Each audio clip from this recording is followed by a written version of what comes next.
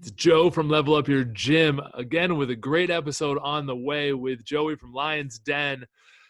And this is an interesting one because this is actually the first time Joey and I have been eyeball to eyeball.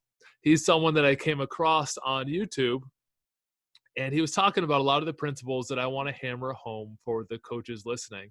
And some of the coaches come from a similar background that I do, kind of the powerlifting strongman, and then we move over to reaching more adults, and that's exactly what Joey's doing. So I reached out, and he's been kind enough to agree to get on a call, and we were just riffing a little bit before. And he said that he used to, in my previous life as an internet trainer, used to watch some of the videos in the Elliot Hall, Zach Evanesh type era. Is that right, Joey? Yeah, it was pretty cool. Just because that's when I kind of got into it, and guys like yourself and Elliot, and it was Zach, and I think this guy Travis Stetzel, who were kind of like, when you type anything related to strength training and athletic development, like you were the guys that popped up. So when I got the email, it was kind of surreal, and it's just funny how things always come full circle. I never thought I'd have my gym where it is today, my social media where it's at, or probably be on a call with you if you were to go and talk to me 10 years ago, you'd be like, this is where you're going to be. Like, I never would have really foreseen that. So for me, man, yeah, it was cool to hop on the call. I always appreciate, meeting people as face-to-face as we can be right now, but being able to have a cool conversation, and hopefully the listeners take some points away from this discussion.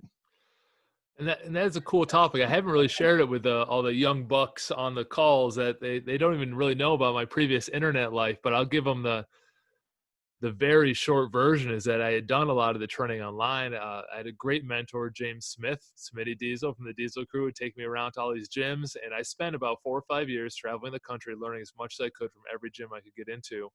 And then I spent about 4 or 5 years doing the same for business. Every gym, every business I get into, from hospitality industry to other gyms to whatever I could learn from. And during that time, I had a big YouTube following, and I decided just to cut it cold turkey and focus on our gym in person because it was taking too much of my time, and I wasn't as good of a gym owner then, and I wasn't as good with time management. So something had to go. So I cut the cord on the internet life. We've expanded from our garage gym to 3 locations, and we usually have about 800 private training members pre-COVID. And so I kind of said goodbye to that lifestyle, and now I'm trying to get back into it and to talk to people who remember back when I was strong, back when I never had good facial hair, but back when I thought at least I was strong. It's pretty cool to see all these guys grow up and be like, hey, I watched some of your videos of you doing weird things with chains and, whatever it is. So I really appreciate you mentioning that, Joey. And it gives me an opportunity to talk about how important it is to be a good gym owner so you can do what you want, because you're doing the social media, you're running the gym. And it was something that I could not juggle 6 years ago. So I had to cut and reassess and relearn. And I really appreciate you mentioning that, and credit to you for juggling your schedule and making it happen. Yeah, it's kind of funny because we can probably dive into it when we get into the tips and stuff, but I almost am doing the opposite of what you're doing, in the sense of, I started off with the gym. The online thing was kind of just in the background, and I started off just doing training videos of myself. Almost looked at it like, your training log, but I just did it with YouTube, just kind of see how I progress over the years. And it started kind of growing more and more, just accidentally, to now I'm at the point where I have more of a private style gym, I would say. And my goal is basically to keep it that way with, not many members, and really capitalize on the online market. So it's just kind of cool to hear how you've switched and changed. And really there is, no perfect way to run a business, and kind of how over time things can evolve and change, and you adapt to different situations, or just try to fall in love with different things as they come up. For you to just say you've cut the cord on that, like a lot of people probably would have been afraid, or they try to maybe hold on to something like that. And, they could have been sabotaging their business by holding on the whole time, or maybe it could have happened to you, but for you, you're like, nope, dropping the axe. And it's cool to see how you have all the successful gyms, and then now you're maybe getting back into it. So I always like hearing that as a business owner, kind of your journey. So it's cool, man. Yeah, I'm a weirdo. I was individually doing 6 figures online, and I said, F it, I'm going to go all in on this $50,000 a year gym concept. And a lot of it had to play with, I have 3 kids now. At that point, I think I had 2 at the time where I decided to not do online. And I was also teaching high school. I was, the whole time during that channel, I was teaching school economics and U.S. history from 7:50 to 2:50, and then running the gym from 3 until 7, then doing the internet after 7 p.m. for years and years. And it was taking too much time, and something had to go. And I got a lot of value out of talking to people individual. So my reemergence onto the online space is doing consulting and helping gyms. I've been doing it behind the scenes for a few years, but it allows me to meet, like you're talking about, meet and help a few more people deeply than try to spread it too thin. Mm-hmm. Yeah. But enough about all that. And I want to let you have the highlight and the spotlight right now, Joey, and talked about the 3 tips you brought in for our gym owners today. Yeah. So I'll kick it off. So I've been a gym owner for 4.5 years now. My gym primarily is strength and conditioning, and we kind of fell into the strongman market and just strength sport athletes. But we train everybody and anyone who just wants to get strong. Like that's just a core value, I think, of this gym, is just getting stronger. It's been kind of cool to watch how we, got into strongman, and that sport kind of grew at the right time as we were growing, and we're kind of known in the area for having a lot of top level strongman athletes and just strength sport athletes in general. That's just some background on the gym. It's been running, good. It keeps growing and growing. So the numbers keep going up and up. So as a business owner, that's really cool for me. And just to kind of get past, the 4-year mark is kind of a good picture that, I've made it to an established business, so I can keep growing that. I'm a strongman athlete competitor right now. I've done a lot of background stuff with, started as an athlete in high school, obviously, and then college. And then from college, got into CrossFit. From CrossFit, went to weightlifting, and then weightlifting got me into strongman. And then in 2019, I took the U.S. heavyweight national title, which has been pretty cool as well. That's just background, but yeah, getting right to the tips. I love talking about business, and I love, entrepreneurs who are getting after it. And for those that didn't know, long story short, I actually lost 2 gyms prior to starting this gym. So there's a long story on that, which you can probably find somewhere on my social media or my podcast. So I got like a crash course in business early on, like punched in the face, like, I learned so many lessons that I hope a lot of people never learn, or they don't learn as early on as I had to learn them, So the first thing I would say on my list is starting off too big with your business. And it's so enticing to, come out with some huge product or huge gym. And, I think a lot of it comes down to maybe like you were like me and you have a chip on your shoulder, and, you want to like prove to other people that you can, make something huge. But in reality, you kind of want to put your ego in check and start off, in my opinion, small, just because there's so many things that could happen when you're first starting a business that you don't foresee. And you don't want to be putting out tons and tons of money. So I don't know if we want to riff back and forth on that, or what your thoughts are. I have 2 questions for you. Number one, how did you get back on that horse after dropping 2 to start a third one and make it successful? Yeah. So like I said, it's a crazy long story, but the way that I lost the gyms, it actually was before they were really open, and had to do with like structural problems of the building. And the one I actually did open, and then we found out that there was an issue, basically a couple weeks into opening, and that had to deal with the same thing, a structural problem. The other one had to do with more like a township.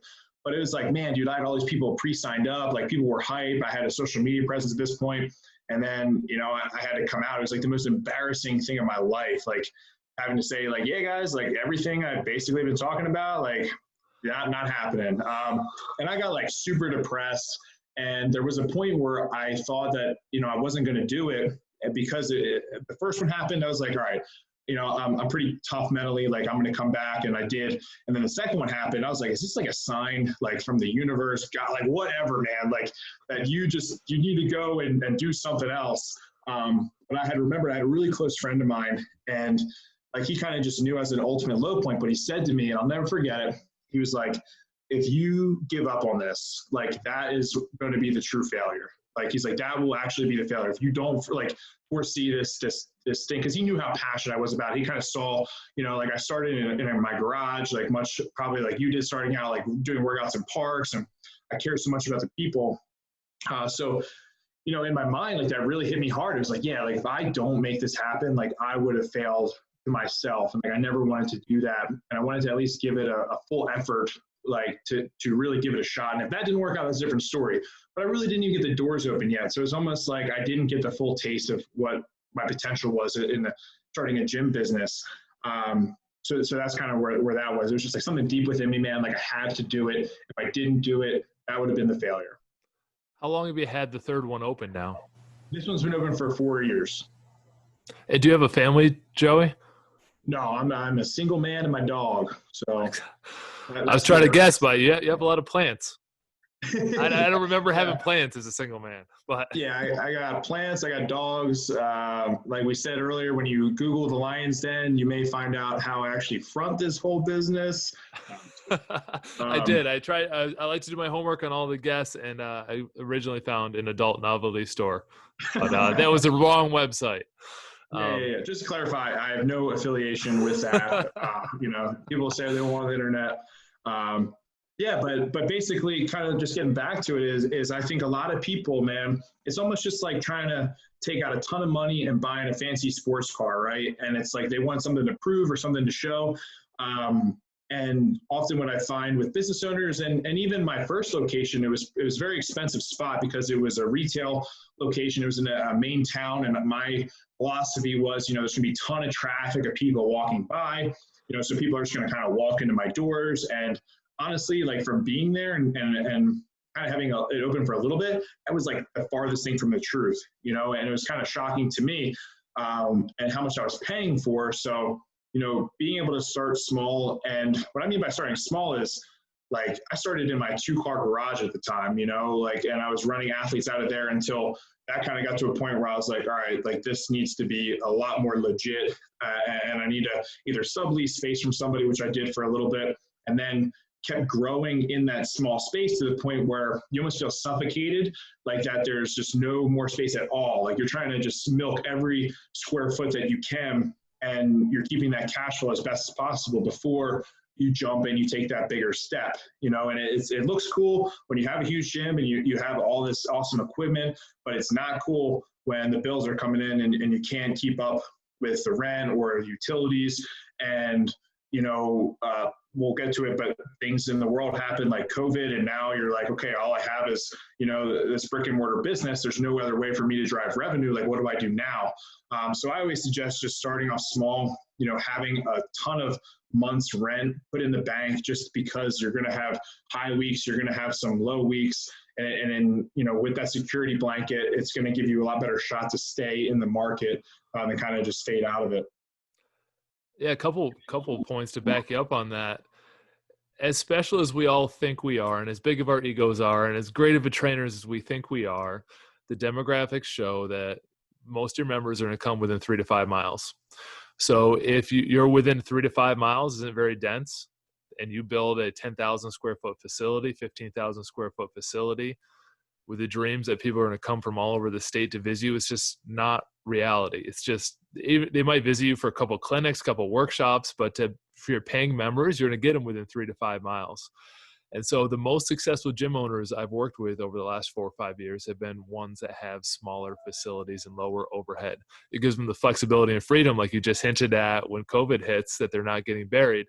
And the ones that are struggling are the ones that have 6 figures worth of debt a month to keep up with. And yeah, they might be doing $1.4 million, but they're netting hardly any because it's so much overhead to make it work. And I had the same philosophy at the beginning, but fortunately life kicked me in the pants enough where I started in a 1-car garage. I'm jealous of your 2. I guess I'd be probably 1.5, a car and a lawnmower. We used to have to move out of the way to run our training sessions. Then we subleased the back half of a baseball facility. And then we moved into the back half of like a door company warehouse. And we bought our own building, but our own buildings intentionally, it's like 4,600 square feet, which is on the bigger side, but it was what was available. I don't like a lot of overhead. The building was cheap. We had to redo it and make it work. So be smart about your overhead. Be as smart about what's going out as what's coming in.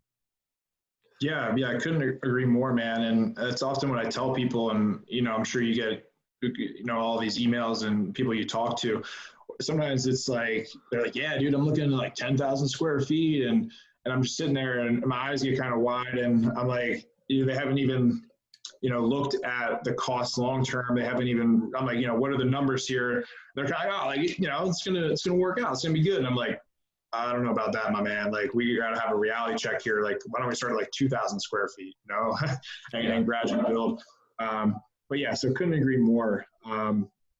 The second tip that I had written down was having a clear product and a market that you're trying to serve. So kind of like you had said, specialize. And I wrote this down because I'll kind of give you some history on what I was trying to do. So with my first location, I actually wanted to be a CrossFit affiliate at the time. And my mentality behind being a CrossFit affiliate was that I was almost going to try to trick people in the sense of I knew the people who did CrossFit were really going to love what I had to offer because I felt like I filled a lot of the gaps in CrossFit. And I thought the CrossFit clientele were like the kind of people I was looking for in the strength and conditioning community. Like one, they did love community. They're willing to work hard and push hard. They liked lifting weights. They liked using barbells. So I was like, okay, if I do the CrossFit affiliate, right? They're, say the brand, people are going to come in and we'll do some, some WODs and workouts here and there, but then I'm going to start like slowly pushing the strength and conditioning onto them. And it was kind of funny because I had reached out to, I don't know if it was Zach, I'm not sure if it was Travis at the time. And I just like kind of ran like my ideas behind him. And whoever it was basically had said like, you're trying to start your own brand. Like, why would you ever affiliate with another brand? And it was kind of like, I kind of like started making excuses, and then they were like, yeah, but like you could just do this on your own. Like, why don't you just start something from scratch? And it kind of hit me. I was like, yeah, like I think I was afraid, that my brand wasn't going to be good enough. I guess I didn't have enough confidence. So I kind of just, got rid of that mentality in general. And I was like, this is what I'm good at. This is what I'm going to stick to. And if I were to have done a CrossFit affiliate, and then maybe I was going to run some strength and conditioning, maybe some strongman, and maybe I was going to have someone come in and do some boot camps. It's like, well, what am I at this point, right? Like now my product is like super diminished. It's watered down. People are going to come in and they're just going to be confused. Like now I'm a generalist. So for me, I really wanted to specialize just in strength training. And it was like barbell training, getting strong, and being in good shape, like conditioning wise. And then, like I said, later down the road, we fell into the strongman niche, but we had our specific market. Like when you come to the den, it's all about strength and conditioning. Like, that. I'm not trying to throw in other things to confuse you. If people are looking for other things, I simply say like, that's not a service we have here. Like this is X, Y, and Z, like down the road, like you can definitely go check them out. I'm friends with them. I'll call them and send you down there. But I think, for me personally, it's like you want to become the expert in your field at something and be known in that, to specialize in that. And then it's easy to also find the market for which you want to pull people from because it's a clear market. I love the idea of focus. We're going to role play here for a second. I am a member that comes into your gym. Let's say I'm a 45-year-old guy that's never worked out, but I am familiar with, whatever I see online. And I say, Joey, and again, I'm a member. I say, potential member, how are you guys different than CrossFit? How would you answer that, not to another strength coach, but to someone who comes in and asks that question? Because we get it all the time, and I actually ask our potential staff members that question on the interview to see how they respond to someone asking that question. Yeah, so in the sense with CrossFit, and I've actually put a YouTube video on the pros and cons of CrossFit, and it does pretty well. So people can go check that out because it's a little bit more in depth. So when it comes to strength and conditioning, I think everything needs to be systematized and there needs to be a clear-cut plan and map out. And for strength and conditioning, that's very important. And I say we're different in CrossFit because, and I don't want to hate on CrossFit, and there's great CrossFit boxes and there's other CrossFit boxes. It's just the way it is. There's strength and conditioning gyms and strength and conditioning gyms. You know what I mean? But what I think is lacked is the consistency of the programming to get the athlete the best results as possible. So if you were to come into my gym, I say we run a 12, 16-week program that you see over the long term of it. And I can sit down and explain it to you. And we're focusing on getting your strength and conditioning down in terms of like, we do the main movements. We have our accessory work. We have our athletic movements. And I show them all the boards. We have all the boards in the gym that I'll go and show them just so they can see that, where it's just not going to be random. You're not going to bench once a month or maybe twice a month. Like you're going to bench every week. So it's just a better programming system in my mind. That's kind of, I would say, what I tell them about it. And, I will say we have an amazing culture and community, and some people have had good experiences with culture and community in CrossFit, some maybe not. So I just say, our culture here is just top of the line. And if you like community and you want to be a part of that type of group setting, you'll love what we do here. Or I tell people, if you like CrossFit, I just say you're going to love what we do. Because I feel like I truly do believe that people that do like CrossFit, once they get into the program we've done here, because I did CrossFit for years, so I was able to kind of look at it in an outside perspective of what I liked, what I didn't like, so that someone could come in and be like, okay, like I really do enjoy this, and I come from a CrossFit background. I'm proud of you for answering that so well. I was worried because that was just a random question we didn't prep ahead of time, because this is for the other gym owners, because there's inherently nothing wrong with CrossFit when it's run right. And if I am someone off the street, they don't know whether they should trust you, me, the magazine they see. So you should never be caught talking smack about anybody else. It's just, here's something they do well. They do some community stuff well. They do a workout of the day model, and then pivot it to what you can do. Hey, here's our programming. Here's everything. So you pivot it back to what makes you special and not what makes someone else in your mind any lesser. So really glad that you nailed that one. And I wanted to emphasize that for the strength coaches, because we get it from our staff. I hear it from the public, and I hear it from people on this call on how to answer questions. And it's usually trying to downplay the other people, and that we just can't get in that game as strength coaches and gym owners. Yeah, and I, Joe, I've had people that come in and they love CrossFit, and I'm like, then you should go to CrossFit Box. Like, if you are all about how they run their CrossFit and you're fine with that, and you want to compete in CrossFit. Like, I had a guy here who I think he wanted to try to believe that he loved what I did, but he was always doing CrossFit, like either after or like on the sides, and he would sign up for CrossFit competitions. So I was like, my man. I was like, you're an awesome athlete. I was like, if you want to get good at competing in CrossFit, like you really need to go find like and I know a lot of CrossFit boxes that have, are really well and reputable and have good athletes that go to like the regionals and go to the games. And I'm like, this is where you got to be, man. Like, I wouldn't want to have, someone who's trying to become, I don't know, like a javelin thrower at my gym, and no one here throws javelins. Like, it's just a kind of, basic, but I think some people in the mindset, like, I need to keep every member, I need to cater to every member. And that's kind of just brings me back to that other point of just having that clear product and knowing like what you are and what you're not, and being confident in that. And like you said, dude, CrossFit like has done so many awesome things for the lifting and strength community. Like, we can't, not like that, like hate on them or downplay that they're a big elephant in the room. Like, that just is what it is. I just think that what I do is different, and I have my own strengths and weaknesses. So it is what it is.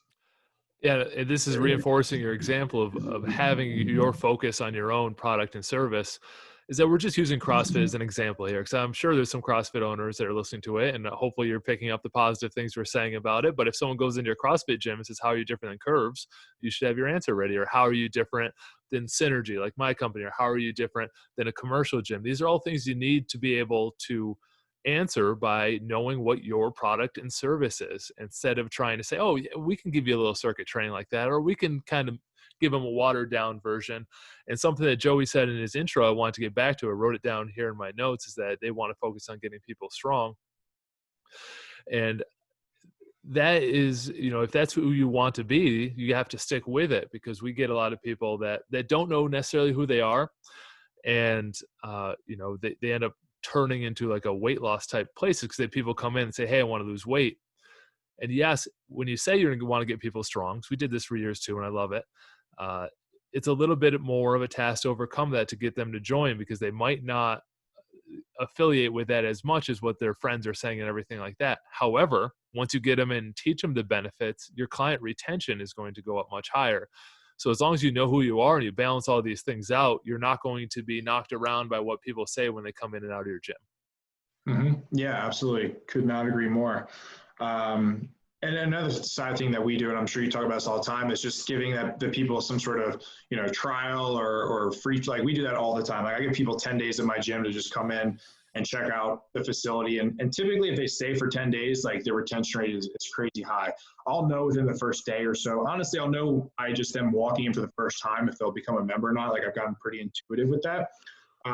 But that's kind of a good sign for me is, all right, they've been here, they got 10-day trial, I've been here like every day. Like, I'm pretty sure they're going to commit at this point.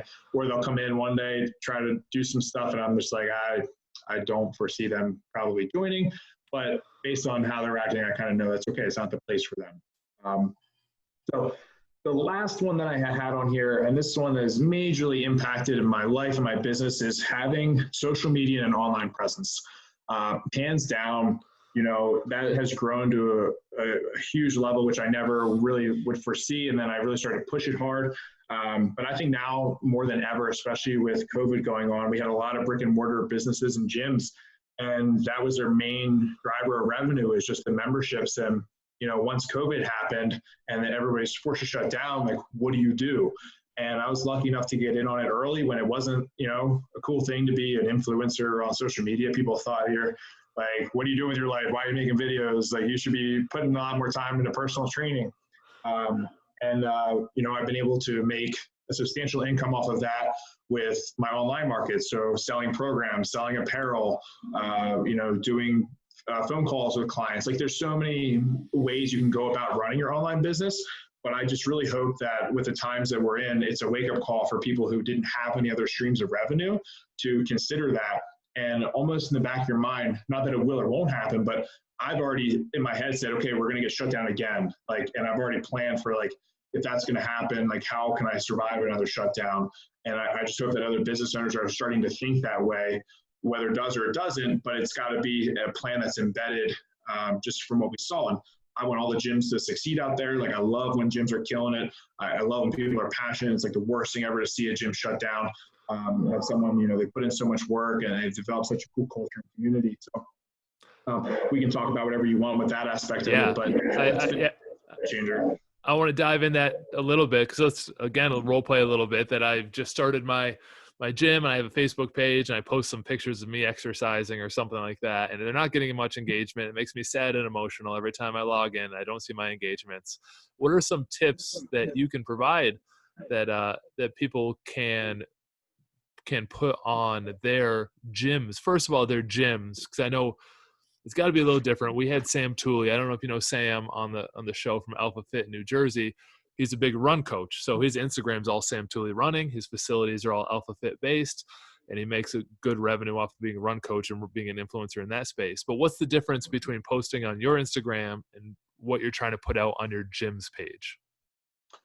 Yeah. So the thing with the internet that's great is just your market is just so much bigger, I would say, than what I post on the gym. Like you said, the gym, we're trying to target people in that 3 to 5 mile radius, keeping it close, keeping it local. Where in the online space, I mean, you can really post to the masses of people. So as long as you understand who you're trying to reach and who you're trying to talk to, just continually putting out content. And it can get discouraging. Trust me, there are times I put out a video the other day on YouTube, and the one I put before it, say, got 15,000 views in a day. And the one I put out after that, I got 3,000 views. But at the same time, you can't always just be focusing on the negative, but and just keep trying to put out content, and it's going to resonate with someone over time. So for me, it's just trying to be transparent, trying to be also vulnerable, coming from a place of understanding to the people that I'm trying to speak to, and just trying to always put out something that I think will bring value to whoever is watching the content. But for me, it's just been great, just for how many people I can reach. At the same time, the way social media works now is if someone likes it, say who has a big following, and they share it, you can go viral at any point, any day, and really get a huge visibility reach off of one post just by chance, but you don't want to always be banking on that. But I think just the fact of putting out consistent content and just practicing that skill, if you keep doing it, it's going to reward you in some way or another, whether you can foresee it or not. I think that last 2 sentences were probably the most important on this call, is that you get the practice. It's just like getting your sets and reps in. Before I ever got one YouTube video, I think we got one on ab wheel rollouts that has 2 million views or something weird like that. It's like a 1-minute video on how to do an ab wheel rollout. But before that video, I had set a content goal, not an engagement goal. I said, I'm going to shoot a video every day for the next 100 days. I'm going to write my members an email every day for the next 100 days. And regardless of engagement, you don't send out one and say, oh, it only got 10 views, I'm going to quit. You have to have the practice, and probably email writing is the thing that's made my brick and mortar company the most successful compared to other ones, because we're always giving content and engaging, and it's just not like a bullet point newsletter, but Mhm. also the ability to shoot videos and communicate in a clear way. And to go back to your first point, to have the focus and clarity of knowing who the hell you are so you can communicate in that way is so important. But I would highly encourage every gym owner, even if you're not you want to do the YouTube space, if you're talking just brick and mortar, set a content goal and total number of content, and practice and practice and practice till you get a good picture of what people are engaging in. Yeah, that's the thing, man. Like when I look at my YouTube channel now, I think I put out over 900 videos. And when I look at the analytics, I can clearly see what's worked, what hasn't worked. And you see, what's trending and how you can move forward with creating that content. But the biggest thing with YouTube, and it's funny because I had explained it to my grandparents one time, because they were like, you do all this YouTube stuff, and obviously they're older, so they think like that is the dumbest thing ever. But one day I walk into my grandpa's house, and what is he doing? He's watching a pro fisherman on YouTube. And then I sit there and I'm like, that's interesting, Grandpa. And he's like, yeah, I love this guy. I was like, okay. And then he goes and proceeds to say, I just bought a bunch of lures from him. And I go, okay. So now I'm just trying to role play with him. And I'm like, do you see how this maybe could possibly turn into, a stream of revenue? And then he's kind of, because he was an entrepreneur, he's kind of joking around, and he's like, all right, like I kind of understand where all this is going. But basically, like if you're putting out tons of free content that provides value to somebody, and you keep doing it and you don't stop, at some point that is going to go somewhere. Like it just, that is the truth. Like everybody wants some crazy cool answer, but if you are working hard and you're adjusting, like you're like you say, you take 10 videos, you see, okay, well maybe this video did better than that one. Maybe I should try to gear a little bit more towards this market. And you're taking those notes, it's going to start snowballing and compounding. And before you know it, now you have a following. You can write your emails to that following. You can start your Facebook groups. You can start, selling your products. And now you have a whole other stream of revenue that isn't dependent, on the physical location. So if you were to lose a physical location, you still have some money coming in. If COVID were to happen or a shutdown were to happen, you still have some money coming in. And it's just, really good to have that going now. And to bring it around to brick and mortar, especially what you mentioned, the shutdowns, is let's say your YouTube channel doesn't take off. It might happen. For the first year of my channel, I didn't speak in any of the videos because I had stage fright. It was just me and like some text over the screen doing an exercise in my basement. And had COVID happened at that time, I wouldn't have been that great at it, but I had to work through that. So when COVID happens, you have the skill set to deliver some workouts, even if it's still to your brick and mortar members, just online. I was consulting for a commercial gym that wasn't as familiar with the online platform, and they had some 30,000 members or right around there. And COVID happened, they closed down, and they took 4 months to build an app that cost them $20,000 to deliver online workouts, not knowing you could do that for YouTube the next day for free.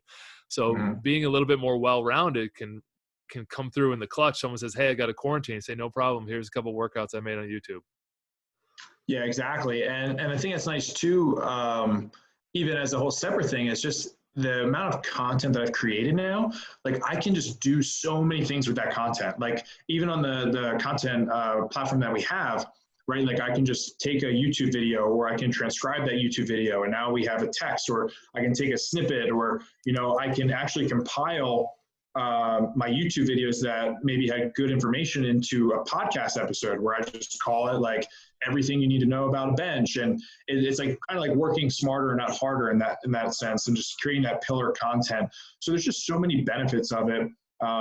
Basically just to keep, piggybacking off of what you said, to having that online presence. I just feel like where we're at, like for any business, like considering some sort of online, what do you call it, pathway or whatever you want to call it, part of your business is just something you should really consider. And I'm going to go one step deeper before we wrap up the call. And here's what this also does in your local community. Get back to brick and mortar, because I know a lot of people that are watching this are brick and mortar, is that it builds authority. It is one of the laws of influence. You can build authority in your marketplace.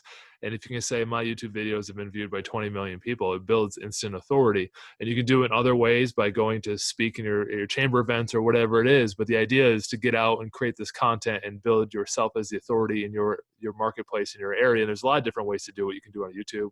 You can do it on your personal Facebook. You can host your own national podcast like this one. We also are launching our local podcast. I know it's only going to get a few hundred views, but we're going to use it to feature other business owners in town that care about their employee wellness, to give them a platform, which in turn gives me authority in the areas as someone who cares about the overall community. So there's a lot of different ways to do it. You just, again, to go back to Joey's very smart first point, is focus on what you are as your product and service, and then choose the avenue that's best for you, and just get off the sideline, get in the game and choose something, go with it for a while. Yeah. And one last thing, if I can mention it, if that's cool with you, is that, so I did originally spend a lot of money on marketing for my brick and mortar business. Okay. And let's just say if I spend $10,000, maybe I got, 3 or 4 members. Like, obviously I don't know what the exact ROI was, but let's just say it was pretty low. From putting out free content on YouTube and doing collaborations with other big influencers in the space that other people watch, I've probably gotten 1/3 of my members from those free YouTube videos. So just to put that in perspective, like, I paid thousands of dollars for marketing. Maybe it was my fault and I just suck at picking the right marketing people, but I'm willing to bet that other people have probably gotten in the same situation. But just by putting out content on YouTube platform that people watch, say, like Juji Mufo or an Alan Thrall video, who were 10 minutes up the road from me, they somehow saw that it said, the Lions Den, Colmar, Hatfield, PA.